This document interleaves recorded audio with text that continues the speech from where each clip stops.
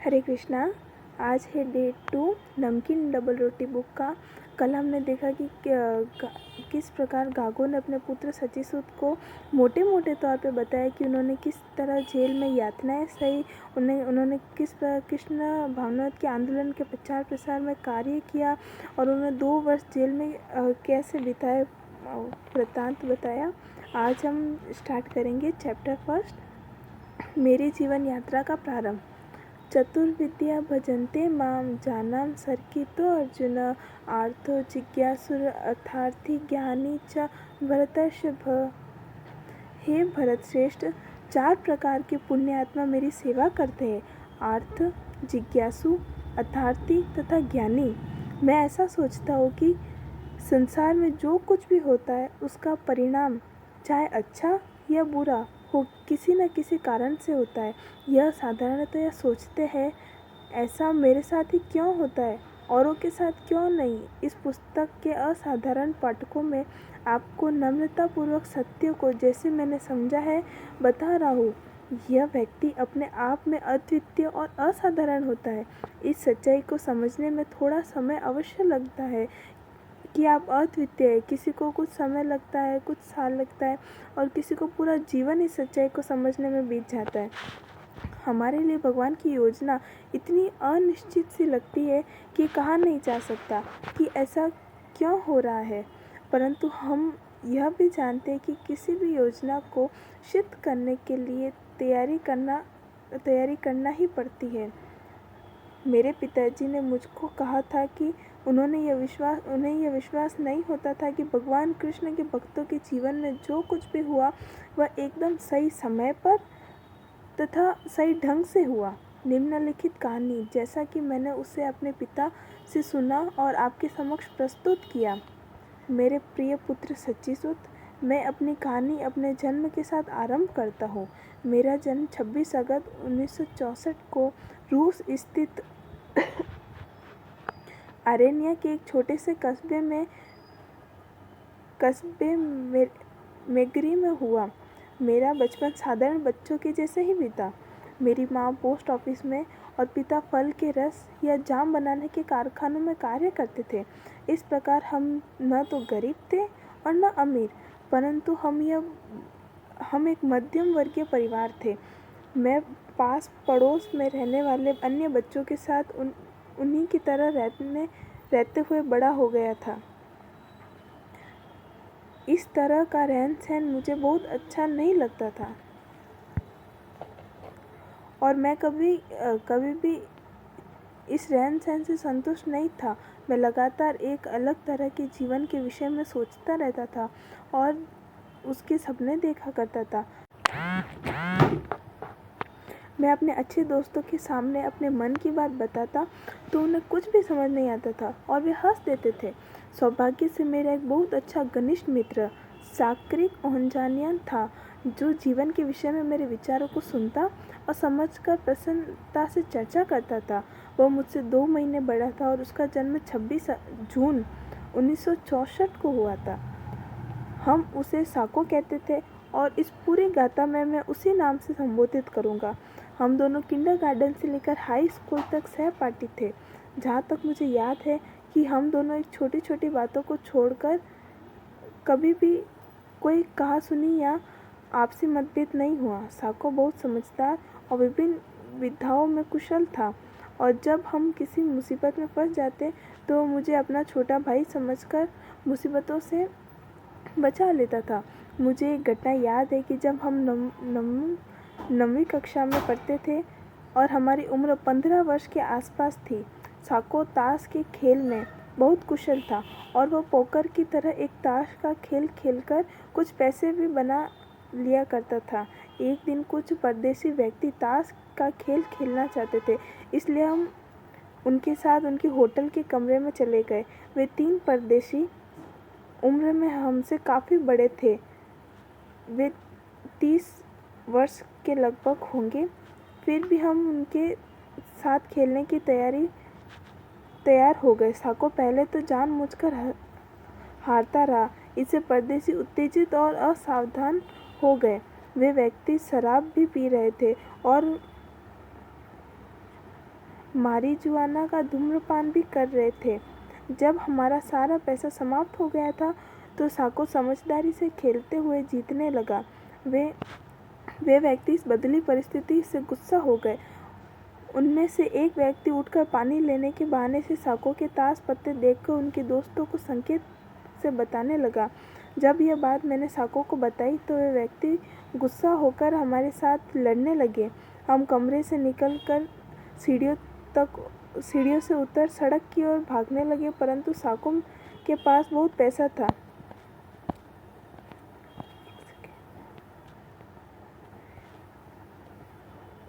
साको के पास बहुत पैसा था, इसलिए उन्होंने पकड़ लिया। 3 परदेसी मेरे पीछे भागे और मुझे नीचे गिरा दिया और ताश लातों और गुस्सों से मारने लगे। मुझे कमरे में भी लड़ने और ज़ोर ज़ोर से बोलने की आवाज़ें आ रही थी। साको ने उस दूसरी मंजिल के कमरे की बालकनी की रेलिंग पकड़ी और वो फुटपाथ पर कूद गया और उनको धक्का देकर मुझे उनकी पकड़ से छुड़ा लिया। हम लहूलुहान हो गए थे और हमारे कपड़े फट गए थे। साको ने मुझसे कहा, गागो तू चिंता मत कर, हम नए कपड़े खरीद लेंगे और किसी अच्छे रेस्टोरेंट में भोजन करके मज़ा करेंगे। ठीक है। वह मुझे गागो के नाम से ही पुकारता था। हमने भागकर एक टैक्सी पकड़ ली। टैक्सी में बैठे बैठे उसने अपनी सब जेबों से पैसे निकाल कर इकट्ठे कर लिए। वे काफ़ी थे। साको का हृदय अति विशाल था। उसके पास जो भी पैसे आते वह हम दोनों दोस्तों में बांट लिया करता था। हमने दुकान से कपड़े खरीदे, फिर सार्वजनिक स्नानघर में नहाकर एक अच्छे रेस्टोरेंट में भोजन किया। इस तरह की और भी कई दुर्घटनाएं और उनसे बचने के अवसर आए, किंतु जब भी मेरे पास मेरे प्रिय मित्र साको होता था तो मुझे भरोसा रहता था कि वह मुझे बचा ही लेगा। कोई भी साहसिक कार्य उसके बिना करने के विषय में मैं सोच भी नहीं सकता था। हमें प्रकृति से बहुत प्यार था और हम आर्मेनिया के सुंदर पर्वतों और जंगलों में काफ़ी समय बिताया करते थे। हमारे पास बहुत सारी बंदूकें थीं। हम 15 वर्ष की उम्र से ही निरामिष भोजी थे, अर्थात मांस आदि नहीं खाते थे। अतः इन बंदूकों से जानवर को मारने का कोई प्रश्न ही नहीं था। हम उन बंदूकों का प्रयोग निशानेबाजी और आत्मरक्षा के लिए ही करते थे।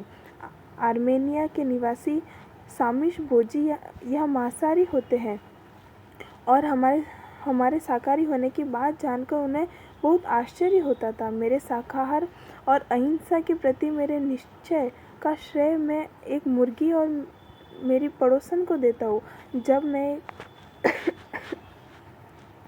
एक दिन जब मैं अपनी माँ के साथ घर पर अकेला था तो हमारे पड़ोस में रहने वाली एक महिला एक मुर्गी लाई और मेरी माँ से पूछने लगी कि क्या पिताजी उस मुर्गी को मार देंगे जिससे वह अपने मेहमानों के लिए उसे पका सके। मेरी माँ ने उससे कहा कि पिताजी बाहर गए हुए हैं और वह स्वयं मुर्गी को नहीं मार सकती।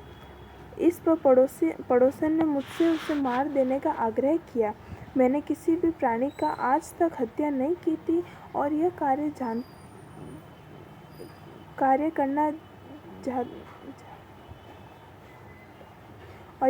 करना जानता भी नहीं था। मैंने जब यह बात उन्हें बताई तो महिलाएं चिढ़ते हुए कहने लगी कि एक पुरुष को यह ज्ञात होना चाहिए कि एक मुर्गी को कैसे मारा जाता है। मैं उनकी बातों में आ गया और अपने आप को बहादुर सिद्ध करने के लिए उनके साथ बगीचे की एक कोने में चला गया। उन लोगों ने मुर्गी को भूमि पर रख दिया और मुझे उसके पैर तथा पंख सीधे करके बाएं पैर से दबाकर रखने को कहा। फिर एक चमत्कार धारदार चाकू से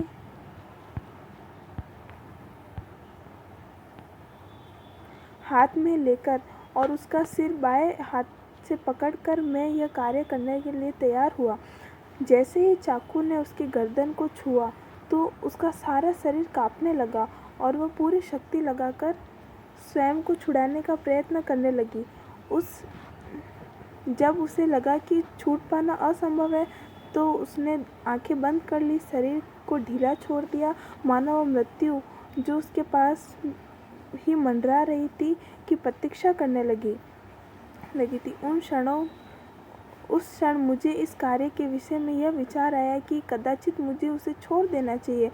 मैं संकोच करने लगा। मेरी माँ और पड़ोसन चिल्लाने लगी, मार दो, उसे मार दो, तुम क्या कर रहे हो? इसके उत्तर में मैं चाकू ऊपर नीचे करने लगा, पर मुर्गी के गले को नहीं हुआ। उस मुर्गी का बिना कुछ बिगाड़े ही उन्हें प्रसन्न करने के लिए यह अभिनय कर रहा था। ऐसे में मेरे सारे रोंगटे खड़े हो गए तथा मेरा शरीर कांपने लगा। मेरी नाक गर्म हो गई और कान बजने लगे। एकाएक उसकी गर्दन मेरे चाकू से कट गई और रक्त उसके बर्फ जैसे सफ़ेद पंखों पर फैलने लगा। मैं सोचने लगा कि मैं क्या कर रहा हूँ। जब मैंने उसके घाव में से रक्त को तेजी से फैलते हुए देखा तो मैंने उसे छोड़ दिया और चाकू फेंक दिया। वह मुर्गी दुख से चीखती हुई उड़ी। कदाचित वह दूसरे पड़ोसी के आंगन में गिर गई, परंतु हमने उसे दोबारा कभी नहीं देखा। जैसे वो उड़ने लगी तो महिलाओं ने मुझे कोसते हुए कहा कि मैं इतना उम्र वाला होते हुए भी एक मुर्गी को नहीं मार सका। मैंने माँ की आंखों में झांकते हुए कहा कि मैं कभी भी रक्त वाली कोई भी वस्तु नहीं खाऊंगा, चाहे मेरे प्राण ही क्यों न चले जाए। वे चाहे तो मेरे लिए मांस पका सकती है, परंतु मैं उसे स्पर्श भी नहीं करूंगा। इस प्रतिज्ञा का मैंने आजीवन पालन किया। मेरी माँ अपनी एक मुर्गी उस पड़ोसन को देखकर प्रसन्न नहीं थी। वह पड़ोसन निराश होकर मुर्गी कटवाने के लिए किसी दूसरे व्यक्ति की तलाश में चली गई।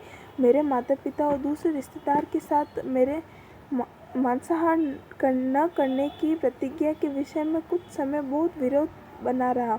धीरे धीरे उनकी विचारधारा मेरे विषय में बदल गई और वे समझ गए कि मुझे मांसाहार के लिए बाध्य करना व्यर्थ है, और मैं भी शाकाहार का समर्थक बन गया। मुझे जो भी मिलता और मेरी बातें सुनने को तैयार होता तो उससे मैं कहता कि जब भगवान ने इतने सारे प्रकार के फल, अनाज और सब्जियां बनाई हैं तो हमें अबोध पशुओं और पक्षियों का रक्त बहाने की क्या आवश्यकता है। बाइबिल भी शाकाहार का ही समर्थन करती है, क्योंकि भगवान ने तो सबसे पहले अनाज और सब्जी, फल आदि ही दिए थे। साको और मैं हमेशा अच्छी पुस्तकें पढ़ा करते थे और उनमें दी हुई बातों के विषय में चर्चा करते रहते थे। हम बहुत बार अपना बहुत सारा समय वाचनालय और पुस्तकों की दुकानों में बिताते थे। हमें यह ज्ञात नहीं था कि हम क्या ढूंढ रहे हैं, पर ऐसा लगता था कि हम कुछ ढूंढ रहे हैं। समय समय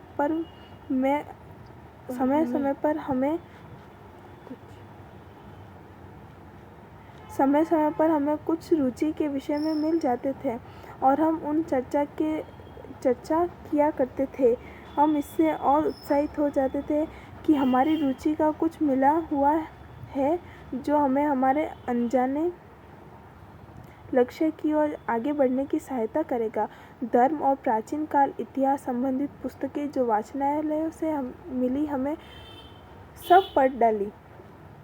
हम विशेष रूप से पहाड़ों में बने पुराने गिरजाघरों और मंदिरों को देखने जाया करते थे। सैकड़ों सालों से बिना साज सवार के उन स्थानों को देखने में बड़ा अलग प्रकार का सुख मिलता था। कोई स्थान बहुत सुंदर बने हुए थे और हम सोचते थे कि उनको और अधिक हानि से कैसे बचाया जाए।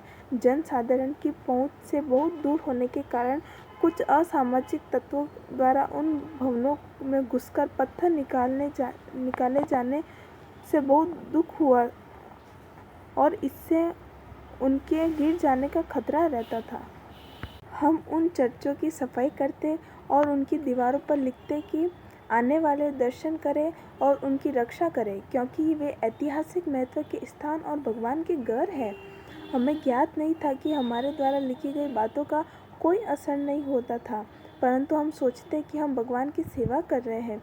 एक बार हमने हमारे कस्बे के एक बड़े चर्च को स्पष्ट करने का प्रयत्न किया जो बहुत वर्षों की अनदेखी से बहुत गंदा हो गया था। किसी ने भी वर्षों तक उसे स्पष्ट करने का प्रयत्न नहीं किया था। कदाचित सोवियत रूस की नीतियाँ इसके लिए उत्तरदायी थी, किंतु कारण चाहे जो भी हो, चर्च बहुत खराब स्थिति में था। कुछ व्यक्ति चर्च के भवन को शौचालय की तरह प्रयोग करने लगे थे और इससे उठने वाली भयंकर दुर्गंध के कारण वहाँ अधिक समय तक ठहरना संभव नहीं था। चर्च की दीवारों पर ईसाई धर्म से संबंधित बने चित्रों को लोगों ने खराब कर दिया था और उनके टुकड़े तोड़ कर चोरी कर लिए गए थे। तोड़े हुए स्थानों पर काला रंग दृष्टिगोचर होता था। उन दीवारों पर कहीं कहीं लड़के, लड़कियां या पादरियों और लड़कियों के गंदे चित्र बने हुए थे। चर्च के प्रवेश द्वार पर एक बड़ा पत्थर था जो रक्त से सना हुआ था और उस पर पशु पक्षियों के कटे हुए अंग पड़े हुए थे, जो कदाचित भगवान के नाम पर पशु बलि के अवशेष थे। वह बहुत गंदी, दुर्गंध भरी, भयानक स्थान लगती थी। इसके पास चर्च के नीचे वाली दीवार, जो सुंदर पेंटिंगों से भरी हुई थी, काली हो गई थी। कदाचित वे मोमबत्तियाँ जो भगवान को समर्पित हो जाती होंगी, इसका कारण यही हो। लड़की की एक शहती जो 2 खंभों के ऊपर रखी हुई थी, उससे बच्चों ने एक रस्सी लटकाकर झूला बना रखा था और वे इस गंदे स्थान पर कदाचित दिन भर झूला करते थे। हम लोगों ने चर्च की सफाई करने का निर्णय किया और यह कार्य रात को अपने विचार किया, जिससे कोई हमें और हमारे औजारों को देखकर ताने न मारे। हम यह कार्य रात में 10 बजे से 11 बजे आरंभ करते और सुबह 4 बजे तक घर चले जाते थे। हमने यह बात हमारे कुछ दोस्तों को, जो हमारे समान विचारधारा वाले थे, बताई तो कुछ और व्यक्ति हमारी सहायता करने आ गए।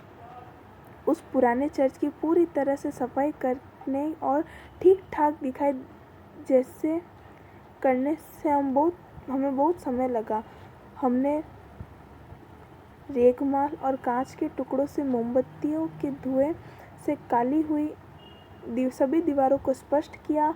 वहाँ पर वर्षों से पड़ी हुई धूल के कारण सांस लेना भी समस्या था।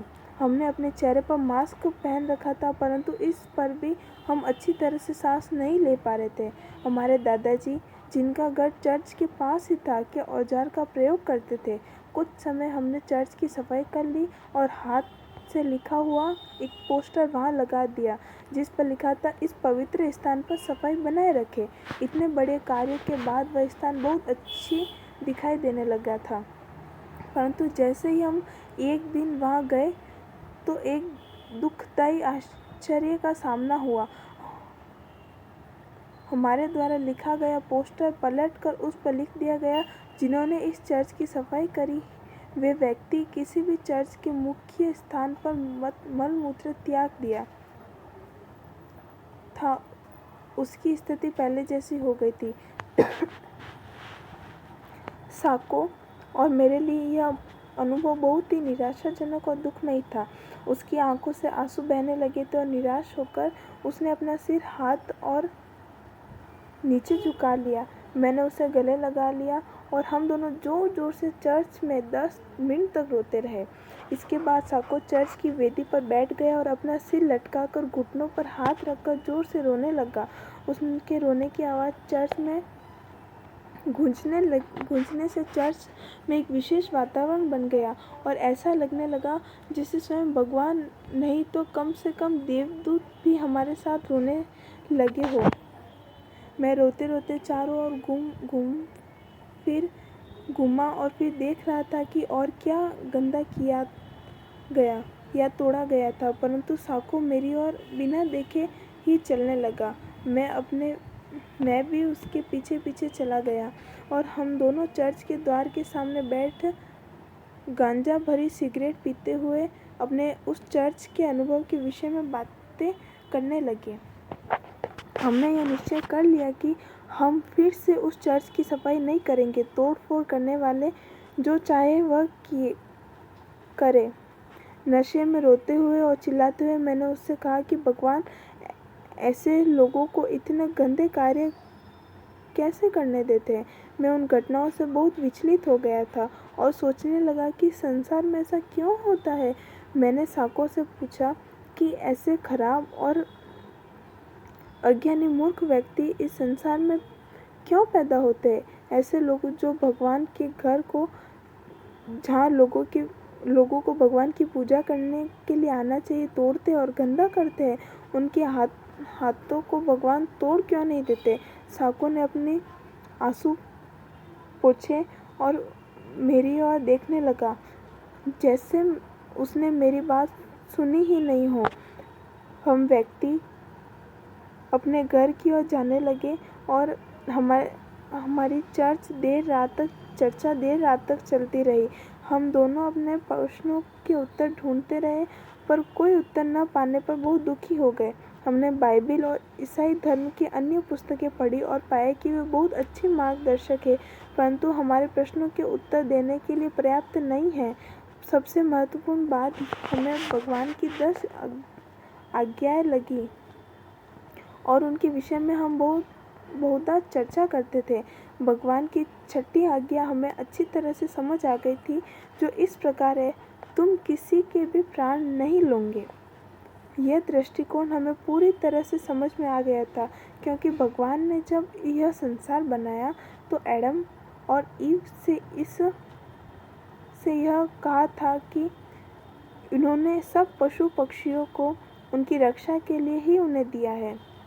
हम दोनों इस विषय में एक ही राय थी और हमें यह अच्छी तरह से यह समझ में आ गया था कि जब भगवान ने यह कहा था कि तुम्हें मारना नहीं चाहिए, तो उसका अर्थ किसी भी प्राणी को नहीं मारने से था, क्योंकि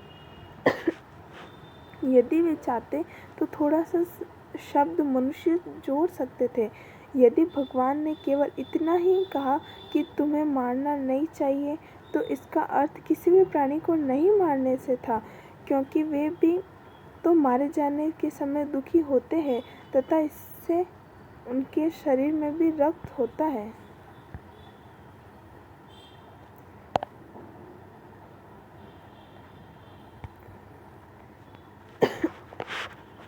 जो भी हो, हमारे मांसाहार न करने का एक मुख्य कारण यह ही था। मेरे बिस्तर के पास बाइबिल की मुख्य पुस्तक थी। मैं बाइबिल के 1-2 पन्ने पढ़ बिना कभी सोता नहीं था। मुझे ईसा मसीह और उनकी शिक्षाएं बहुत अच्छी लगती थी और मैंने उनके विषय में और अधिक जानने के लिए उत्सुक था और इसके लिए पुस्तकों की तलाश में रहता था। सबसे पहले सन 301 में आर्मेनियाई लोगों ने ही ईसाई मत को शारकीय धर्म के रूप में स्वीकार किया था। अपने देश के समृद्ध धार्मिक इतिहास और रीति रिवाजों के विषय में पढ़ना मुझे बहुत अच्छा लगता था। समय समय पर मैं आर्मेनियस की ईसाई मत के मुख्य मठ आर्किमिडियन जानने की इच्छा करता था। कभी कभी मैं ग्रिगोर नारकासी और अन्य लोगों जिन्होंने अपना जीवन ईसा मसीह को पूर्ण रूप से समर्पित कर दिया था की तरह से उस मठ में ही रहकर धर्म साहित्य का अध्ययन करने पर विचार करता था। आज हम यहीं तक ही रीड करेंगे। आज हमने देखा कि स्टार्टिंग में 4 प्रकार की सेवाएं होती है भगवान की। 4 प्रकार से हम भगवान की सेवा कर सकते हैं: आर्तु, जिज्ञासी, अर्थार्थी और ज्ञानी। फिर हमने देखा कि किस प्रकार गागो को पशु हिंसा करना, ये बिल्कुल, पशु हत्या ये बिल्कुल अच्छा नहीं लगता था। फिर भी उन्होंने माँ के कहने पर, पड़ोसी के कहने पर उन्होंने एक मुर्गी की हत्या की। फिर उन्होंने उनके हृदय में इंस्टेंट इतना गिल्ट फील हुआ कि उन्होंने कसम खा ली कि आगे से ना वो मांस नॉनवेज खाएंगे और ना वो कभी जीव हत्या करेंगे। उसके बाद में गागो और सागो ने किस प्रकार संघर्ष किया और उन्हें घूमना काफ़ी पसंद था, तो वो एक पर्यटन स्थान पे गए। उन्होंने देखा कि एक चर्च इतना चर्च की स्थिति इतनी गंदी थी कि वहाँ पे मल मूत्र त्याग रखे थे और दीवारों पे इतने गंदे गंदे मतलब चित्र बनाए रखे थे और तोड़ फोड़ हो रखी थी और इतनी गंदगी थी वहाँ पे कि सांस लेना मुश्किल हो गया था, इतनी धूल जमी थी। और घाघो सागो को लगा ये तो भगवान का स्थान है, ये तो इतना पवित्र स्थान होना चाहिए। तो उन्होंने सोचा कि यहाँ पे सफाई करनी चाहिए। वो और उनके कुछ मित्र मिलकर उन्होंने रात भर में, रात को 10 बजे से मॉर्निंग 11 बजे तक उन्होंने सफाई करना स्टार्ट किया। उन्हें थोड़ा टाइम लगा पर फिर उन्हें थोड़ा टाइम लगा पर उन्होंने पूरी सफाई की, वहाँ की